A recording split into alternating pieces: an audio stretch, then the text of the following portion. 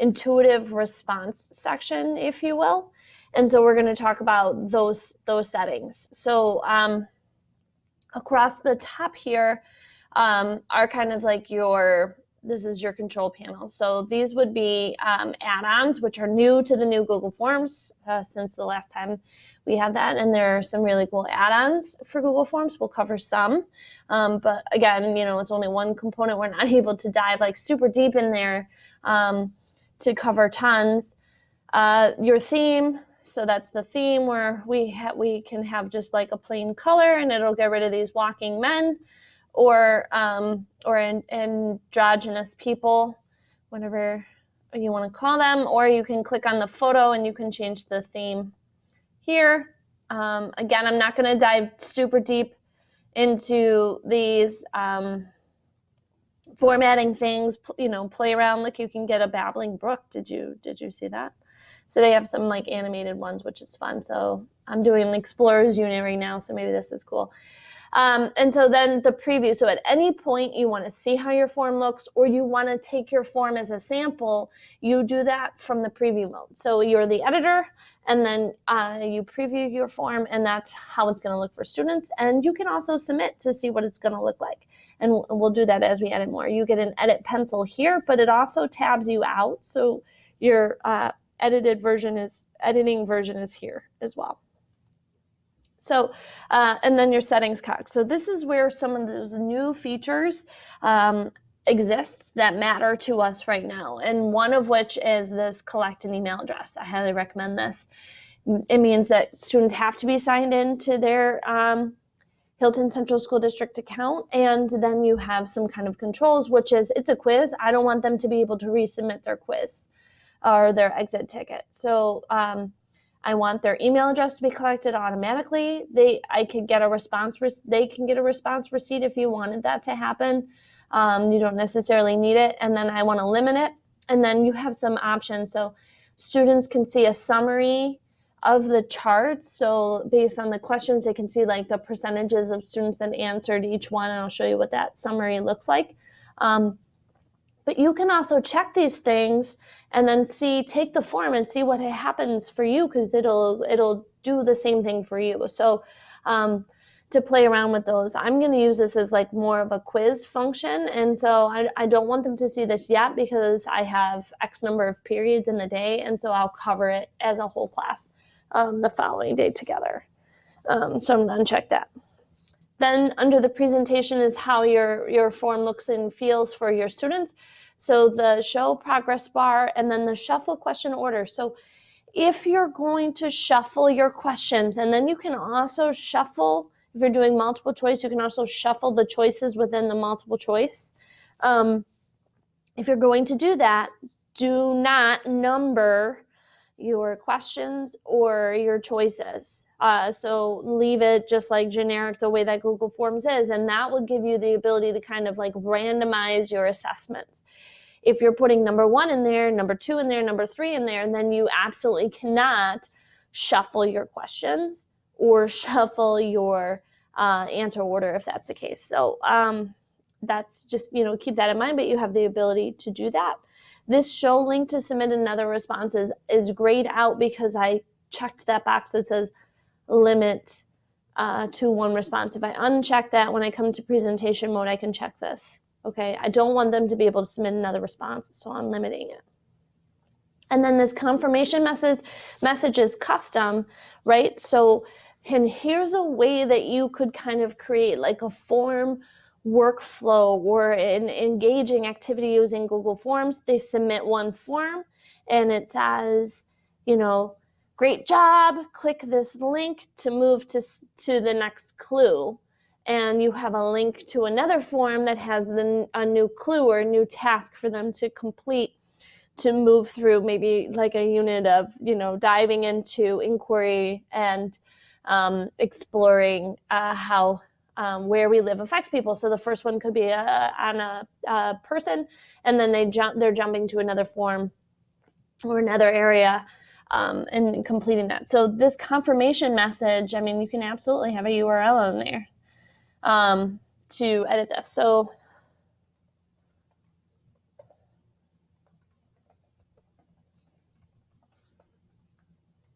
So maybe I want to have another task here.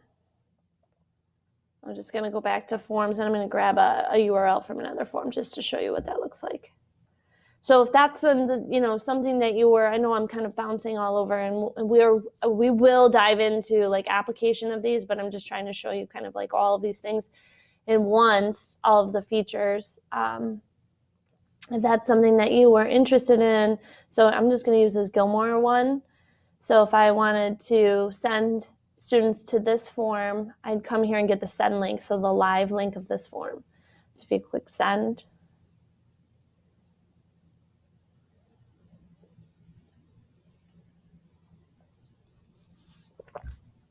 and then click on the link option here.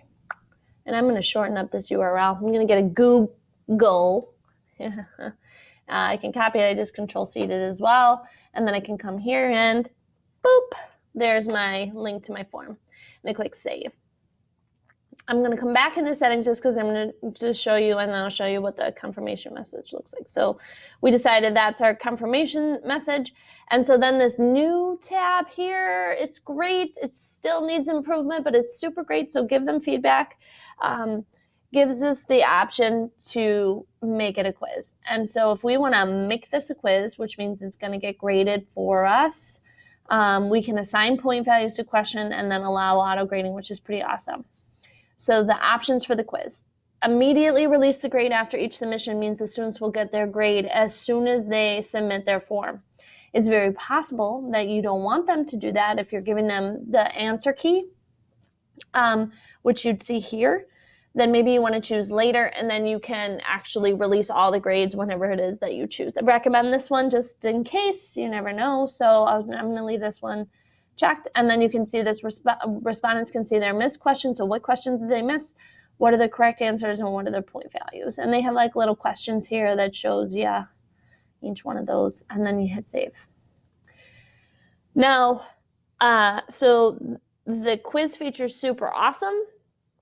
Right now, it only automatically grades multiple choice and checkbox questions, but it will do partial credit for checkbox questions. I would love to see it do short answer questions, but it doesn't. So let's talk about them, and let's look at this. So I'm going to pull up a quiz, and I want to show you how Google Forms, so you have quizzes, you probably have files that you'd want to make automatically graded already, like maybe in Word docs or Google Docs or however PDFs, and you can actually copy and paste questions into here. So let me pull one up.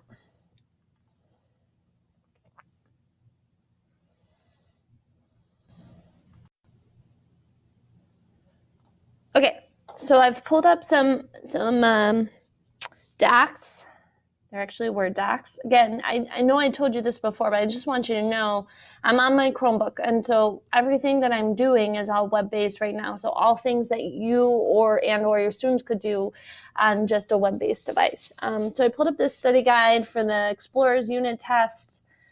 Cover some of the Explorers from 5th grade and some of the facts that they need to know. And then I also have this Age of Exploration test. Don't judge me, I just pulled up some stuff, but look at this. Like this has, an image and then questions based on that. And so these are some good examples of ways that you can take something that looks like this and make it a Google form. So I'm going to start with a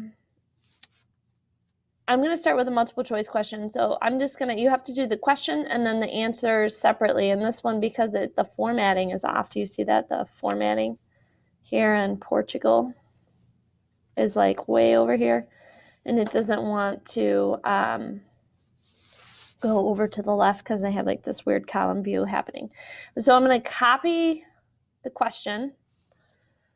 And then if I come back to my form, I can paste right in there. And then I'm going to change this to a multiple choice question. And then I can actually paste in all of my options at once. Now, because this particular form or this particular Word doc has all these like A, B, do you see how those are going to get highlighted? So if you have one of the, like a Word doc in, I would recommend, or Word doc or Google Doc, I would recommend getting rid of some of that formatting so that it's not there. And if you take it off, oh, there you go, even better. So I didn't even have to control highlight all of these. I can just come in here and I was going to do a find and replace, but do you see like it has this listed? If I just get rid of it like that, I should be able to, I still want this to come over to the left, but I should be able to get rid of some of the formatting. If you're on your computer and you're on like Word, you could just do a find and replace, like replace all A's with nothing. But so I believe it was this question that I did. So I'm going to highlight these. I'm going to have to do Portugal separate, but if I take those off and then I copy these, Control C, and then I come back here and I click in option 1 and I hit Control V, look at that. It's going to put them all, and then you see how it went below option 1. So I got to click and get rid of that. So, and then if I just click in England and I hit enter, it'll give me a new option, and I believe it was Portugal without a capital O in there. That was the last one. So I had to do a little tweaking, but it's better than having to type it all from scratch. It would be amazing if you could import whole questions, but it's not gonna let you do that. So because I set that quiz feature, do you see this? I get this answer key now down here. So if I click on the answer key, I can make this, make the right answer. I can make more than one right answer. So you can accept more than one right answer. Do you see that? I can make them all right. So select any of the following that had, so you could do a question like that. Sorry, my brain is like all over the place. And then you set the points over here. Now, if you wanted to do the select all of the, because with a multiple choice question, the students can only select one. So if you wanted to select all, you'd use a checkbox question. Okay, so, and then that's how, and if I wanted to change my question here, I could do that. Now this answer feedback comes up, and I'm allowed to enter feedback to notes, see page 2 in notes, or for the correct answer, I could say, I can attach a link to a video. You see that? A link to a video, link to a file, all of the above. Or I could also have a link to a new clue for the next answer in a Google form if we're going along with this kind of choose your own adventure style. So there's a lot of different ways that you could use this feedback feature. Right now, I know we're just making a quiz, but you could use this to be more of an interactive activity that students are kind of jumping through all of these pieces using some of these link features and so forth. So I'm gonna click save. And so now it shows me my feedback, that's my question, and now I can scroll down and I can do the next question. So, and the whole point of this is just showing you that you can copy and paste out of form or assessments that you already have. You do not have to reinvent the wheel again. So I'm changing this to multiple choice, and I'm coming back here, and I'm just grabbing my guys right here, and I'm coming back. And now if do you see how I had option 1 highlighted this time, and then it replaced it? So the last time I must not have had it highlighted. And then if I just hit enter, it gives me the last one, and I can come grab Prince Henry the Navigator. So,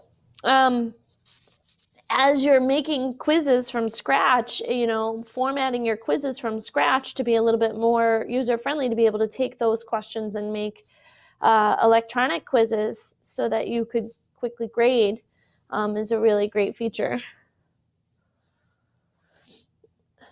So if I click the answer key, don't judge me. I'm just picking answers right now. And then I can, again, add answer feedback for the question. All right.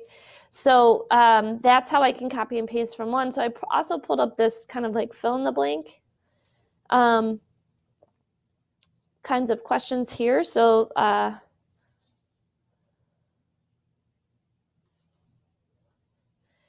So if I want to use a fill in the blank question, so it's actually looking for like 2 words. I could use a question like that, or I could see, we'll do this one just to show you what it looks like. So I can do one of those, a fill in the blank. See the blank blank, and then this isn't long answer, it would be short answer. And then the answer key. So now here's the difference. I can't set the right answer. It's not going to be able to do absolute text matching. So, and that I think is a disappointment in terms of Google Forms coming out with this feature. So all I can do is give them feedback, and then I have to go back and review their answers. So maybe, and it's right in the middle of a sentence, so I'm just pulling that in, and that's the answer that I'm looking for. And if students type in something similar to that, I can give them credit for that. Okay. So those are my, I'll do one more.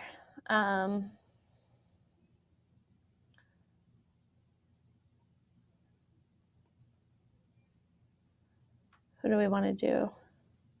We'll do this guy.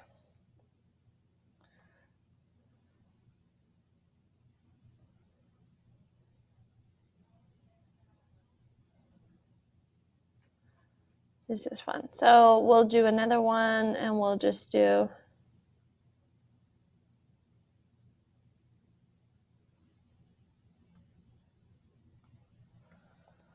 another fill in the blank. Oh, I don't even need it. I've got this nice header title in here. Oh, we got one here. And then answer key. And I have to answer.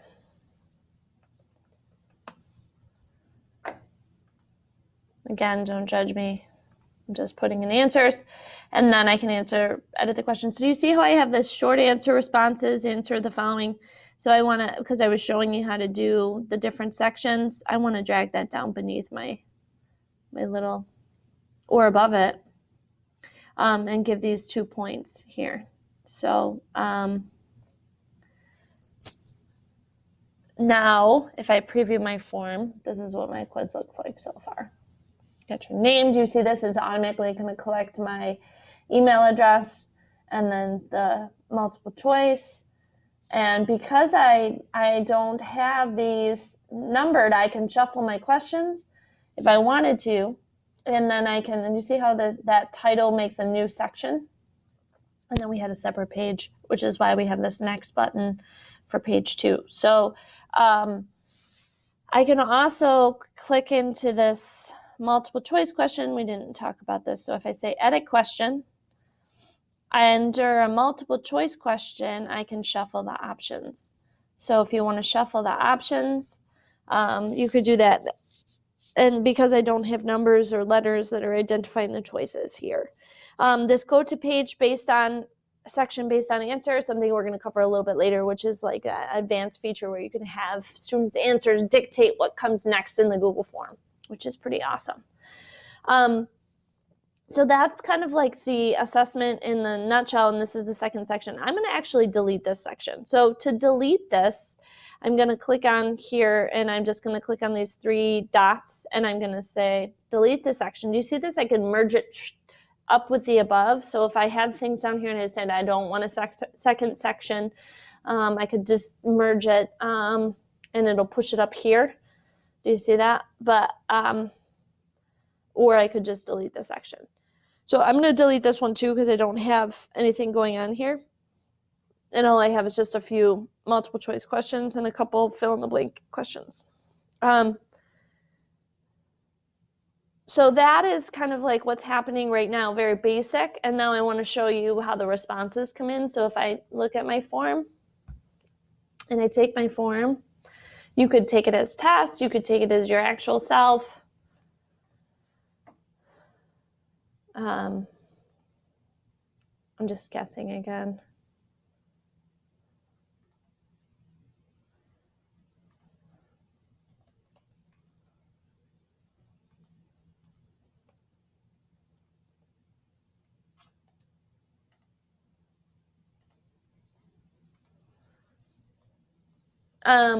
And then I hit submit.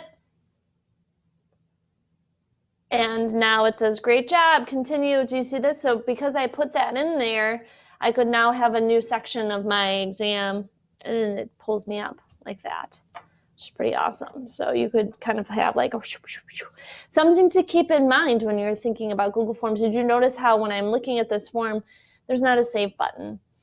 And it won't let me respond again because I've changed that in my form. So if you need to refill out your form to test it, you got to take that feature off to test out your form, so you can't take it again, which is pretty awesome. So that, I mean, that's forms. It's as crazy as it gets right there. But then there's like a lot of really cool things that you can do on the back end to make it even more intuitive and cooler. And that's really what we're going to dive into, some time for you guys to create forms, different applications of forms, and so forth.